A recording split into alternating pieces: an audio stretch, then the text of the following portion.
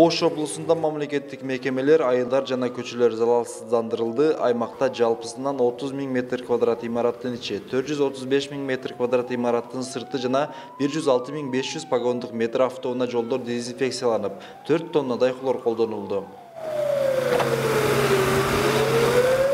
Ал эми Ош шаарында дезинфекциялоо 18 марттан бери уланууда.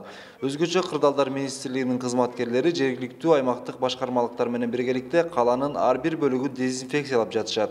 Атап айтып кетсек, Ош шаарынын аймагында имараттардын ичинде 413 790 погонный метр, ал эми имараттардын сыртында 222 425 погонный метр, ал эми жолдордо 400 599 погонный метр иш-чаралар аткарылды. Залалсыздандыруу иштери көп кабаттуу үйлөр, базарлар, көчөлөр, аянтчалар, соода дүкөндөрү жана башка эл көп баруучу жерлерде жүргүзүлгөн.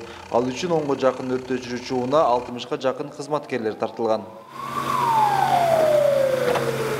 60 кызматкер жөө жүрүү менен голдо урушной дезинфекция кыла турган аппараттар менен Ош шаарынын домдордун арасында, балдар ойночу жайларда, подъездерде менчик түрүнө карабай мекеме ишканаларынын иштерин залалсыздандыруу иш-чараларын жүргүзүп атат.